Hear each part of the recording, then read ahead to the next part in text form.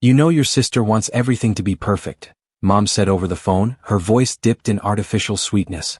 She's bringing her girlfriend this year and, well, your kids can be a little loud. I held the phone tighter. You're saying we're not invited to Christmas? It's not personal, she whispered, like that somehow made it better. We just don't want any distractions. First impressions matter. I glanced at my 7-year-old son and 5-year-old daughter on the couch, cutting snowflakes out of printer paper, giggling as they got glue all over their fingers. My throat tightened. I understand, I said quietly. Have a nice holiday. And I hung up. I didn't yell. I didn't text back. I didn't ask why being a single dad somehow made me and my kids unworthy of a seat at the family table. Instead, I made a decision. One I wasn't going to announce. One that would unfold with silence, strategy, and a ribbon tied neatly around it. The next day, Christmas Day, around 11:34 a.m., there was aggressive knocking at my door. My parents, my sister, and the girlfriend, awkward and wide-eyed. Mom was red with rage. What is this, Alex? What did you do? My kids peeked around the corner, confused. I stepped into the doorway, holding a small remote in one hand and an envelope in the other. What's wrong, Mom? I asked. Didn't you like your gift? Their faces dropped when I hit the button. A TV screen behind me lit up with footage they weren't supposed to see. 2 days earlier, I'd stayed up all night digitizing everything. Every voicemail, every backhanded text, every joke email about my parenting, my divorce, my kids being too much for civilized holidays. But it was the dinner conversation from Thanksgiving 2 years ago that I knew would crack the mask. The footage now playing behind me was audio only, stitched together over a black screen. Their voices clear as day. Emily brings nothing to the table except those screaming kids. She should have stayed with that loser ex-husband. At least he knew when to disappear. We don't need her chaos ruining our family image. Was my mother, my sister, and even my father laughing quietly in the background. Back on the porch, Mom's hand flew to her mouth. You recorded us? That's illegal. I raised the envelope. Actually, I said calmly, Pennsylvania's a two-party consent state. But this wasn't recorded in Pennsylvania. Dad blanched. I could see the math hitting his face. I never said a word. I just let your actions speak for themselves. And now I've shared them with the only people who matter. My neighbors. My boss. The church committee Mom chairs. Even my sisters-in-laws.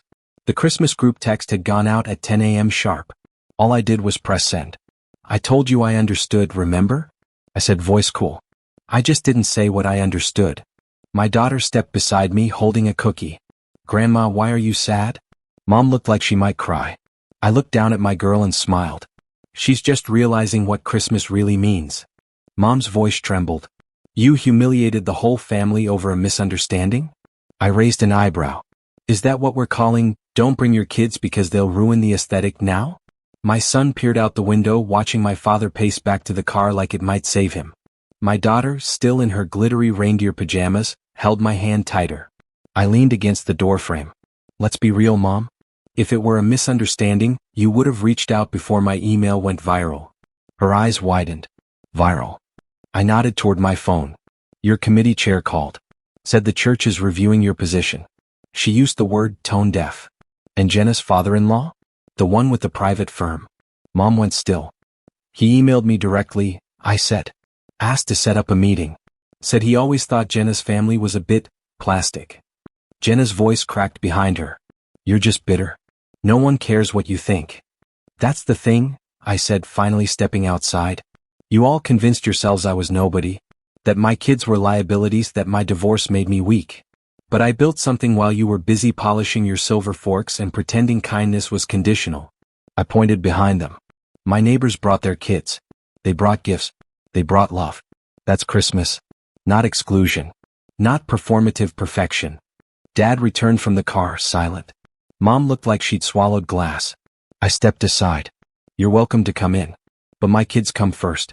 If that's a problem, there's the door. They hesitated. I smiled. No pressure. Just boundaries. They didn't step inside. Instead, they stood awkwardly on the porch as if the warmth of my home had become a border they couldn't cross without permission and guilt. I didn't raise you to be like this, Mom snapped finally. No, I said gently. You raised me to stay quiet. To keep peace by swallowing pain. To accept that love was transactional. Dad muttered, it's Christmas for God's sake, Can't we just forget all this? My kids stood behind me listening.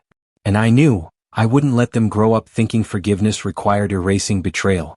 So I reached back, grabbed the small gift-wrapped box off the hall table, and handed it to my mother. Her hand shook. What is this? Open it. She peeled back the paper, then froze. Inside was a printed photo.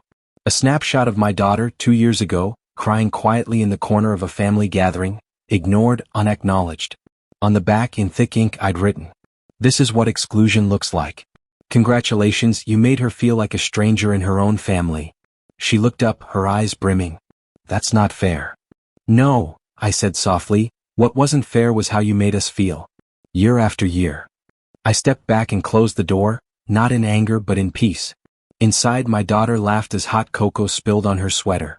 My son added another ornament to our imperfect tree. I didn't need revenge, just truth. And it was already ringing louder than bells. The silence from them didn't last long. By New Year's Eve, I received a voice message from my sister. Her tone dripped with faux concern. "Hey, just wanted to let you know Mom hasn't been sleeping well. She says she can't stop thinking about the photo. You really blindsided her." Blindsided her? I wanted to scream. But instead, I just exhaled slowly and played the message on speaker. My daughter sitting beside me, hearing every word. "She deserves to hear the truth," I said. And truth had become a habit. I spent the next few days sorting through photos, emails, and group chats. Evidence of years of exclusion, passive jabs, and jokes, at my kids' expense. I documented every moment they were overlooked.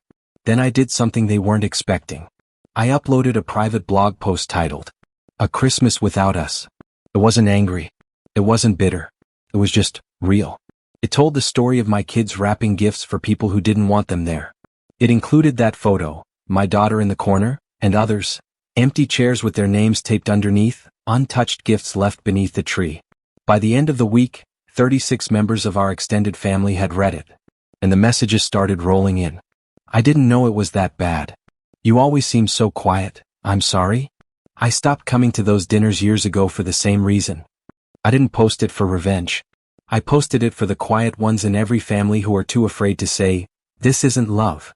But the ripple it caused was just beginning. The next time I heard from my mother, her voice wasn't calm. She didn't call to apologize. She called to scold me. "How dare you air private family matters in public?" I let her speak. I let her spiral.